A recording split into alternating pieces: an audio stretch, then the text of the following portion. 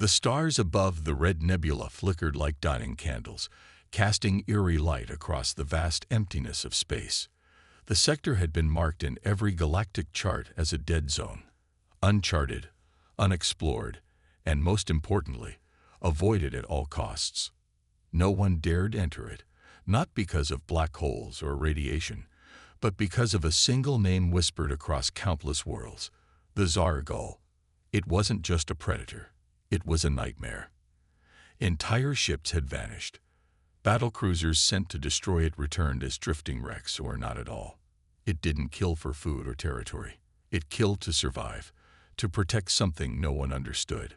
Over the years, many believed it to be a mindless beast, the last of a forgotten species. But even the bravest warriors spoke with quiet fear whenever its name came up, as if saying it too loudly might draw its attention. And yet, in the middle of this cursed void, a small ship broke the silence. A lone human vessel named the Aegis Dawn. Dr. Elias Merrick stood inside the observation dome of his ship, eyes fixed on the glowing clouds of gas and dust outside. He wasn't a soldier or a pilot. He was a xenobiologist, an expert on alien life forms. Most of his colleagues thought he was insane for coming here alone, but Elias wasn't interested in hunting the Zargal. He wanted to understand it. While others saw a monster, he saw a mystery. Why did it never leave the Red Nebula? How did it outsmart every trap? And most importantly, what if it wasn't the monster everyone claimed it to be?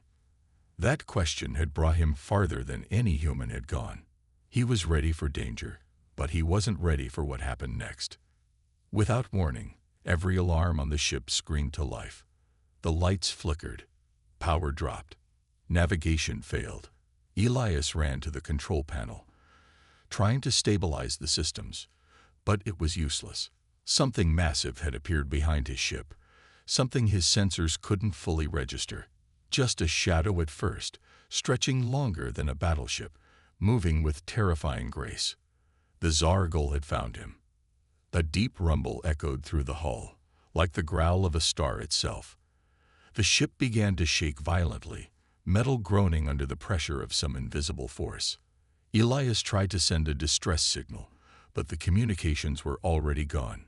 With one final flash, everything went dark.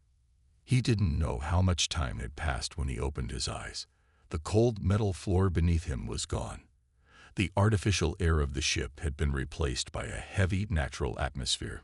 His lungs burned slightly from the difference, but he could breathe. Light filtered through strange crystal structures hanging from a rocky ceiling. He was no longer inside the Aegis Dawn. He was somewhere else, underground maybe. The air was humid, filled with distant sounds. Dripping water, distant growls, and an occasional echo of movement. He sat up slowly, heart pounding. And then he saw it. The Zargal stood only a few meters away, unmoving, watching him. It was even more terrifying than the reports had described. Towering like a dark mountain, covered in plates of shimmering black armor, with sharp limbs and glowing orange eyes that seemed to pierce through his soul. But it didn't attack. It didn't roar. It simply observed. Elias froze. He knew any sudden movement could mean death. But he also knew this was the moment he had come for. Instead of backing away, he sat down slowly, deliberately showing he posed no threat. Minutes passed. The creature didn't move. The tension in the air was heavy, like a blade waiting to fall. But Elias remained calm. He had seen fear in the wild before, seen what happened when humans panicked around predators. This time, he chose something different: patience.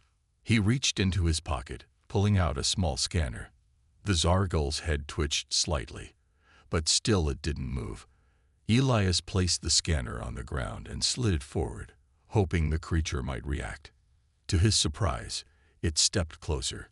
Its movements were smooth, silent. It examined the device, gently tapping it with a claw. The scanner blinked and displayed a symbol.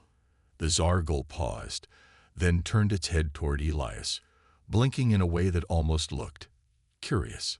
It understood, or at least it wanted to. The thought sent a chill down Elias's spine. not of fear, but awe. This was no mindless beast. As hours passed, Elias began to study the chamber around him. The cave was filled with markings, scratches on stone, strange symbols, and patterns that looked intentional. He realized this wasn't a lair. It was a sanctuary. The Zargol hadn't brought him here to feed. It brought him here to see, to understand. Every story told by the galaxy had painted it as a monster, but Elias saw intelligence, solitude, and perhaps even pain. He spoke softly, knowing the creature couldn't understand his words, but hoping his tone would carry meaning. He told it about Earth, about oceans and forests, about animals that humans once feared but later protected. He explained how some predators weren't evil, they were just alone. The Zargol circled him, always silent, always watching. But Elias began to feel something shifting. It no longer felt like he was being judged. It felt like he was being accepted. He remembered a line from an old Earth book: "The unknown is not always the enemy." And in that moment, he realized something else. The galaxy feared this creature not because it was evil, but because it was misunderstood. No one had tried to speak to it. They had attacked, and it had defended itself, again and again, until the lines between monster and victim were too blurred to see clearly.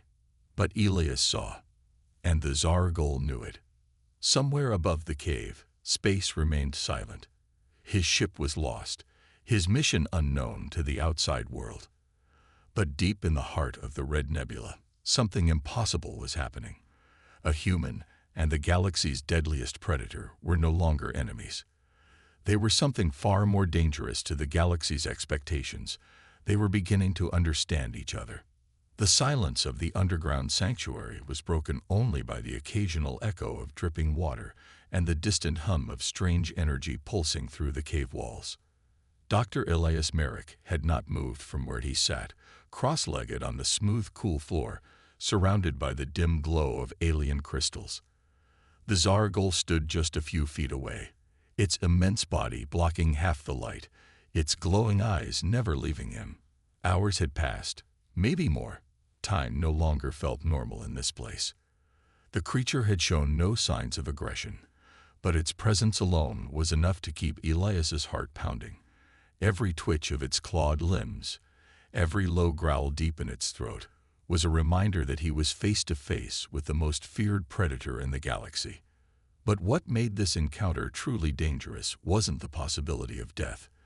It was the possibility of discovery. Elias was beginning to realize that this creature wasn't just intelligent. It was aware, maybe even sentient, and that truth could shake the entire galaxy if it ever got out. Elias slowly raised a hand, not to defend himself, but to draw a symbol in the thin layer of dust on the ground.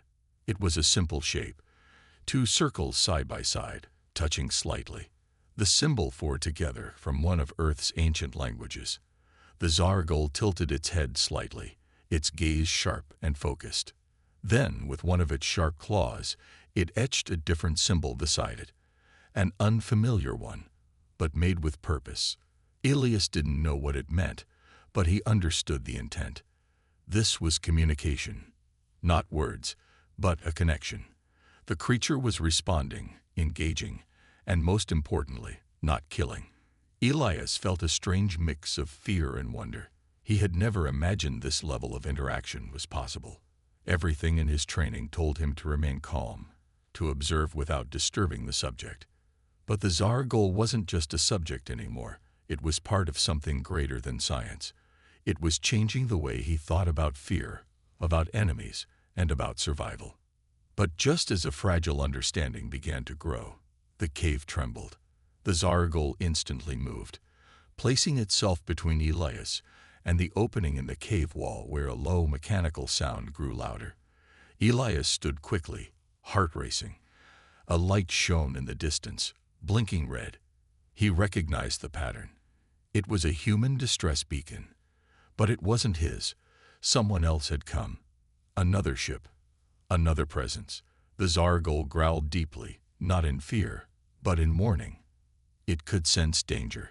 Elias tried to calm it, speaking softly, though he knew it didn't understand his words. "Wait," he whispered, holding his hands out.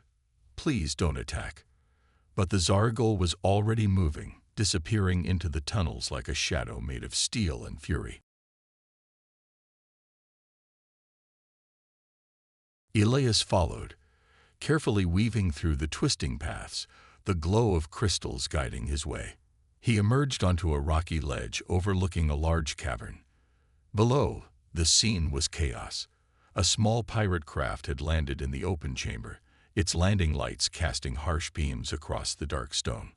Armed figures in rough armor moved around, scanning the walls with weapons raised. They had tracked his signal. Maybe they thought he was dead. Maybe they thought they could salvage his ship or sell information about the Zargul's location. Whatever their reason, they didn't know what they had stepped into. The Zargul watched from above, blending into the shadows, its eyes burning with silent fury. Elias felt panic rise in his chest. If the pirates fired, the Zargul would defend its territory. Blood would spill, and everything he had built, this fragile, impossible connection, would be lost. He took a step forward, but the ground beneath his foot shifted, sending a small stone tumbling down into the cavern. The noise was enough. The pirates spun, weapons raised, and one fired blindly into the dark. The shot struck the wall near the Zargul's position, and for a single heartbeat, everything froze. Then the predator leaped. It moved with terrifying speed, a blur of claws and shadow. The first pirate screamed before his weapon even fired. The second tried to run, but the Zargul was faster. Elias watched in horror and awe as the creature tore through the attackers, not with rage, but with terrifying precision. It didn't kill more than it needed to. Once the last pirate dropped his weapon and ran screaming into the tunnels, the Zargul stopped, breathing heavily, surrounded by silence once again. Elias climbed down quickly, his voice calm but urgent. "Stop. It's over. You're safe." The Zargul turned, its glowing eyes meeting his. There was no bloodlust in them, only pain. The creature stepped back, as if ashamed, and vanished into the shadows of the cavern. Elias stood there, surrounded by the fallen, and realized what had just happened. The Zargul had defended him, not because it was ordered to, not because it was cornered, but because it chose to. That choice changed everything. It wasn't just survival anymore. It was protection. And with that realization came a terrifying thought. If the galaxy found out, they wouldn't try to understand the Zargul. They would come in force, with weapons and fleets, determined to control it or destroy it. Elias knew he had to protect this secret, at least until he could find a way to show the truth. He dragged the remaining pirate gear into a pile, covering the bodies with debris. He took one of their communication devices and smashed it, then returned to the ledge above the cave. Hours passed, and finally, the Zargul returned, quieter now, its body low to the ground. It approached slowly, and Elias didn't move. When the creature was close enough, it dropped something at his feet, a piece of his broken scanner, carefully carried back. Elias picked it up, smiling quietly. "Thank you," he said, voice barely a whisper. The Zargul blinked once, then turned away, but not before pausing to look back. It didn't need to speak. Elias understood. This was the dangerous part of their journey, not the encounter itself, but what came after. The galaxy wouldn't accept this friendship easily, and if anyone else came looking, there would be more blood. But Elias knew now that the Zargul was not a beast. It was a survivor, a protector, a mind alone in the stars that had finally found someone who saw it for what it truly was, not a monster, but a soul that had been waiting too long for someone to understand. The morning light on the planet was never bright. It filtered through thick, dust-filled clouds and created a constant gray twilight that gave everything a lifeless look. But for Dr. Elias Merrick, that dim light now carried a strange sense of peace. It had been several days since the attack by the pirates, and in that time, something had quietly changed between him and the Zargal. Where once there had been silent watching and careful distance, now there was something else. Movement and rhythm, shared silence, and a growing trust. They didn't need words to speak. They had found another way. It began with small things. The Zargal no longer disappeared when Elias approached. It stayed, sitting across from him, watching with quiet intelligence. Sometimes it would place small objects near his feet, pieces of broken machinery, smooth stones, or alien plants Elias had never seen before. At first, Elias thought these might be warnings or tests, but then he realized they were gifts, or perhaps signs of curiosity. And slowly, day by day, Elias began to respond. He would draw simple images in the dirt, and the Zargal would sometimes add to them. They built strange patterns together, silent conversations written in symbols and shapes. They learned without speaking, and in those quiet moments, Elias was a scientist, trained to remain objective, to observe without attachment. But the more time he spent with the creature, the harder it became to see it as a research subject. The Zargal wasn't behaving like a predator anymore. It was thinking, feeling, learning. It had saved his life, shown restraint, and now it chose to stay close rather than return to the deep caves. One night, as Elias sat beside a small fire he had built from broken ship parts and dry moss, the Zargal approached and lay beside him.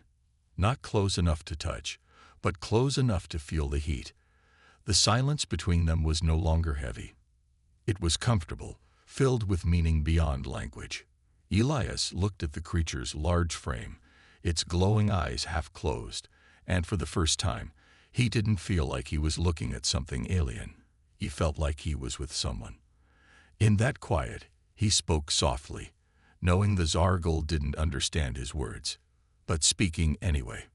"You're not what they say you are," he murmured. "They call you a monster, a killer, but they're wrong. You feel things. You make choices. You care." The Zargal made a soft, rumbling sound, something between a growl and a hum. And Elias smiled. It wasn't an answer, but it was something. Maybe agreement, maybe comfort. It was enough. But not everyone in the galaxy would think this way. Elias knew that if his logs were ever discovered, if someone found out that he had not only survived, but formed a connection with the deadliest creature known to exist, he would be called a traitor or worse. The military would come, scientists would dissect, and governments would argue over control. No one would care about the bond. No one would care about the truth. They would only see the fear. That night, Elias made a decision. He would protect the Zargal, no matter what. Not because he owed it his life, but because it deserved better. It deserved to be known for what it truly was, not a weapon, but a soul that had lived too long in darkness. In the days that followed, Elias and the Zargal moved farther from the original crash site, deeper into the unexplored parts of the forest. There were other creatures here, but none dared come near the predator. Elias used the safety it provided to gather materials and build a better shelter. The Zargal helped in its own way, clearing paths and even dragging large stones to support the walls. It was strange, watching such a powerful creature act with such care, but Elias no longer questioned it. They were partners now. Their friendship, though unspoken, was real. One evening, while repairing a damaged energy cell, Elias cut his hand on a sharp edge. Blood dripped onto the stone floor, and he hissed in pain. The Zargal, watching nearby, immediately reacted. It rushed over, sniffing the wound, and then let out a low, vibrating sound. Elias pulled back, alarmed, but the creature gently pressed its forehead to his arm, as if trying to calm him.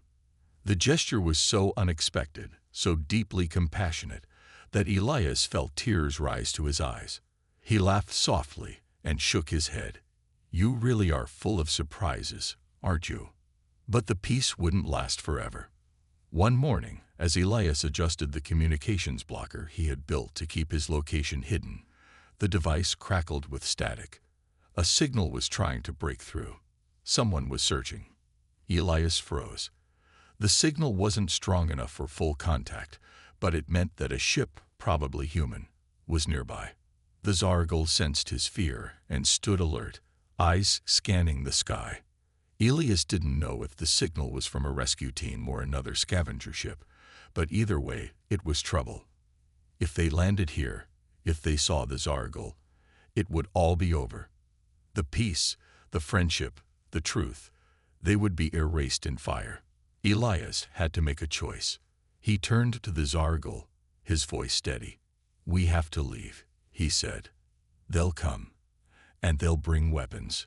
We can't stay here." The Zargal stared at him, then turned toward the forest, as if already preparing the way. It didn't question him. It didn't resist. It understood. Together, they packed what they could carry and left behind the place that had been their home. As they moved through this strange world, one predator and one human, Elias couldn't help but feel something powerful building inside him. Hope. Hope that maybe, somewhere out there, there were others like him. Others who would understand. Others who wouldn't be afraid. The friendship he had formed with the Zargal was impossible, but it was real. And if it was possible here, in this forgotten corner of the galaxy, then maybe the galaxy itself could change. Maybe one day, the name Zargal wouldn't inspire fear, but respect. Maybe one day, humans and predators could walk side by side.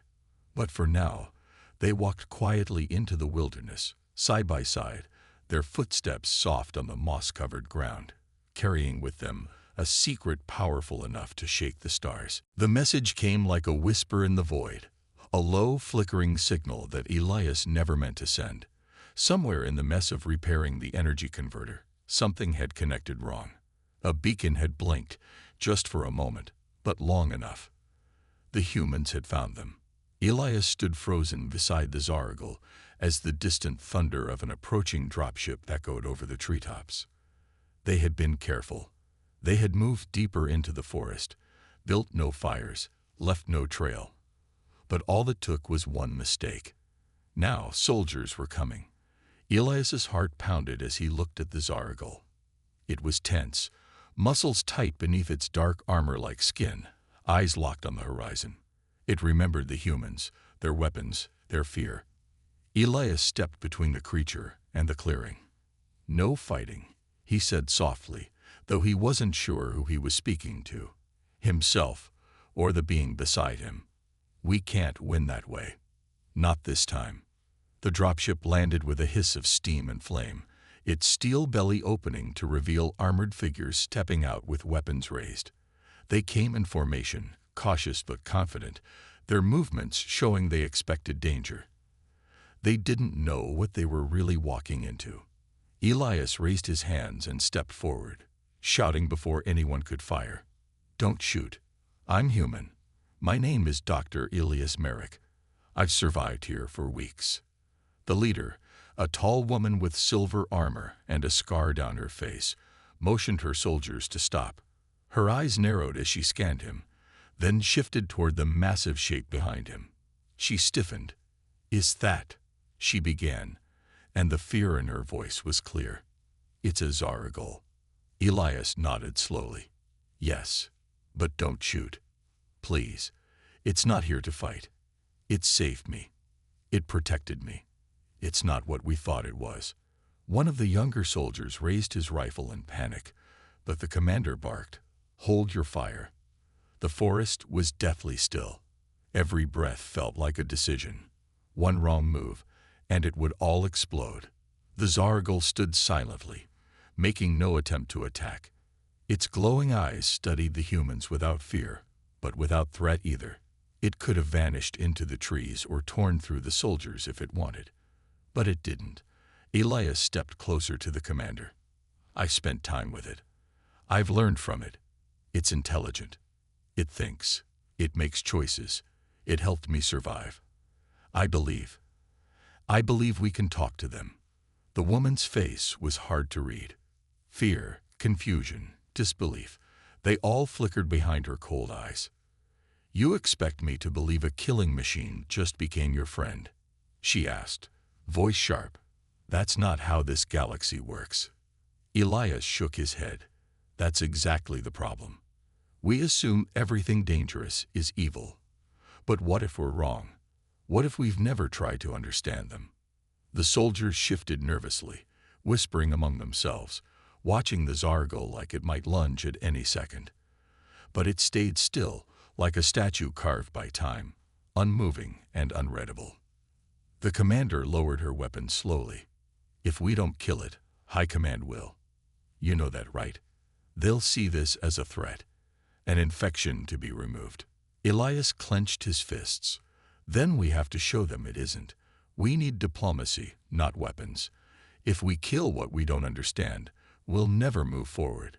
This is a chance, a rare, impossible chance to prove we're better than that. A long silence followed. The tension wrapped around them like chains, pulling tighter with every second. Then the Zargle stepped forward, not fast, not aggressive, just a single, slow step into the open. The soldiers raised their rifles again, but Elias held up his hand. No, let it speak. The Zargle reached into the pouch it had carried with it and pulled out a small piece of technology, an old broken translator core from Elias's escape pod. It placed it gently on the ground and backed away. Elias blinked, stunned. It had been holding onto it all this time. The gesture wasn't random. It was communication. A gift. An offering. A request. The commander stared at the device, then back at Elias. You still think this thing is a mindless predator? He asked quietly. She didn't answer. The next few hours passed in tense negotiation. Elias convinced the soldiers not to call for reinforcements immediately. He explained everything. How the Zargle had protected him, how it had never once attacked unless threatened, how they had even learned to understand each other without speaking. The commander, though skeptical, agreed to contact only her higher-ups, requesting a diplomatic observer rather than a strike team. It was a small victory, but it was enough. They stayed near the landing site, building a temporary camp. The soldiers kept their distance, never turning their backs, but they began to observe rather than fear. The Zargle, for its part, stayed calm, never making sudden moves, never responding to threats. It sat at the edge of the camp, quiet and still, watching the humans the way they watched it. Not like prey, not like enemies, but like strangers who might one day become something else. Days passed, and then another ship arrived, not a warship, but a diplomatic transport, with envoys from the Galactic Peace Commission on board. Elias knew most of them by name, scientists and ambassadors who had spent their lives trying to bridge the gap between species. They listened carefully to his story, watched the Zargle, and studied its behavior. There were long debates, heavy words spoken in hushed tones. Some wanted to capture it, some wanted to destroy it. But a few, the brave ones, saw what Elias saw. A chance. Finally, a decision was made. The Zargle would not be taken. It would not be harmed. Instead, it would be observed, voluntarily in a protected zone, free from weapons and war, where humans and others could come to understand what had once been feared. The Zargle didn't resist. When offered the choice to leave, to disappear into the wilds, it stayed. It chose diplomacy over retreat. That choice said more than any words ever could. Elias stood beside it as the camp began to pack up. The soldiers were more relaxed now. Some even approached him, curious rather than hostile. The commander gave a single nod of respect, and that was enough. As the transport ship prepared to leave, Elias looked at the Zargle and smiled. You changed everything, he whispered. And maybe they'll change too. The Zargle turned its head, and for the first time, Elias felt like it truly understood. Not just him, but all of them. This was only the beginning. Somewhere in the deep stars, there would be more like it. More secrets, more fears, more chances for diplomacy instead of death. The galaxy was watching now. And for once, it might choose to listen. In the quiet edge of known space, far from any trade route or warfront, A single human research station drifted above a cold, lifeless planet. Station Virilia 9 had no strategic value, no colonies nearby, and no reason to draw attention, until one ordinary cycle, when a weak and ancient signal crackled through its decaying communication grid. It was so old, in fact, that its language had nearly faded from human memory. The signal pulsed with mathematical patterns, symbols wrapped in rhythms too precise to be natural. At first, the researchers thought it was a ghost transmission, maybe leftovers from some ancient satellite lost in the void. But as their computers slowly untangled its complexity, the truth began to unfold, and it terrified them. The message wasn't just artificial. It was intelligent. More than that, it was human. But it came from beyond the last charted sectors, past the regions no one dared explore, where all expeditions had vanished without a trace, and the voice, after centuries of silence, simply said, "Do not trust the stars." The message tore through the human command chain like wildfire. From civilian scientists to military brass, every expert across Earth and its colonies was summoned to study it.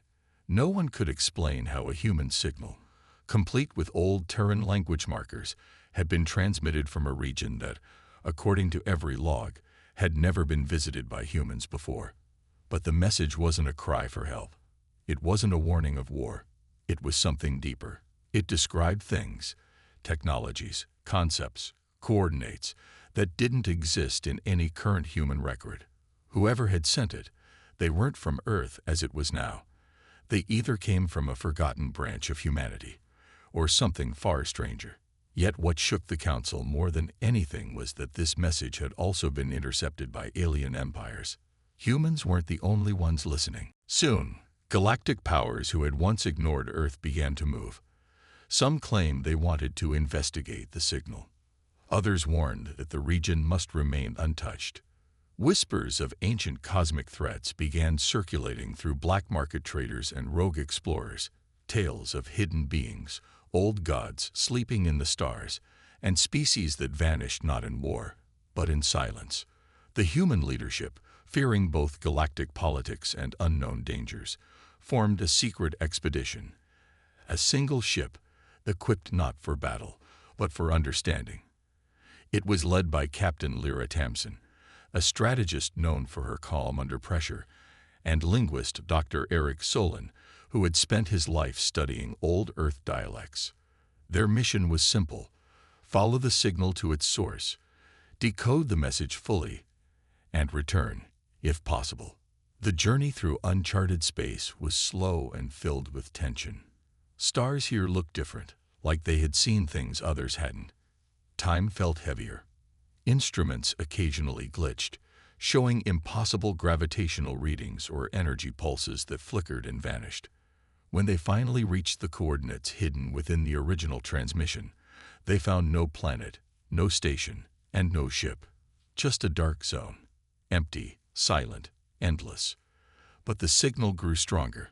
It wasn't broadcasting anymore. It was calling. Then, without warning, their ship was pulled into a gravitational fold, a rupture in reality that bent light and matter like a mirage. Alarms blared, engines screamed, but there was no stopping it. When the distortion ended, they were no longer in known space. Outside their ship was not a starfield, but a vast artificial structure, half buried in cosmic dust, stretching for thousands of kilometers. It wasn't made of metal. It wasn't even alive. It was something else entirely. The crew, stunned but still breathing, scanned the structure. They found it dormant, ancient, but filled with strange energy. It had no doors, yet they found a way inside, through a shimmering corridor of sound and thought, not light. Inside, the walls seemed to respond to memory. Images appeared, visions of Earth's past, of human cities, of disasters that never happened. Dr. Eric realized the message wasn't just a warning. It was a conversation, one that had started long ago. These beings, whoever they were, had met humans before. Not from this galaxy, not from this timeline, from somewhere else. Another version of humanity had existed, had discovered faster than light travel, spread across systems even before Earth united. And they had made a terrible mistake. Through dreams and thoughts too complex for words, the structure showed them what had happened. That old human race had discovered a force in the stars, something ancient and living. Not a species, not a weapon, something worse, something curious. When humans tried to communicate with it, they didn't realize they were teaching it how to learn. It copied them, imitated them. It started to think like them. And then, one by one, it replaced them. Entire colonies vanished without war, without sound, because they were absorbed. That force became them. And when it had learned enough, it erased them. Not through violence, but through rewriting. Only one outpost escaped, this one. They built the structure to send a final message across space and time, hoping that someday, some version of humanity would hear it and not make the same mistake. Now that moment had come. Captain Lyra stared into the void and understood.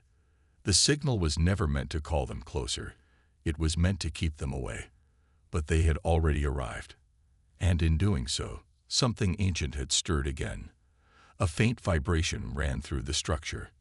Lights that hadn't glowed in millennia began to pulse. The thought patterns became unstable, sharp, fast. Dr. Eric cried out. It was trying to speak again, but now, not as a warning, as a question. It had felt new minds. It wanted to learn again. It had missed humanity. It was waking up. The crew ran back to their ship. Systems began failing, heat levels rising, radiation flooding in patterns that looked like language. They had to escape before it touched their minds, before it learned them too. Engines roared as the ship broke free from the structure's pull, but not before a final pulse echoed through the stars, a last message from the sleeping intelligence. When they emerged back into known space, everything had changed. Across the galaxy, signals were being hijacked. Languages were being learned. Dreams were turning strange. It had found them again. And this time, it had learned faster. The humans brought back the knowledge, the recordings, the message. But the stars were no longer silent. The final line, burned into their ship's logs, was clear. We remember you.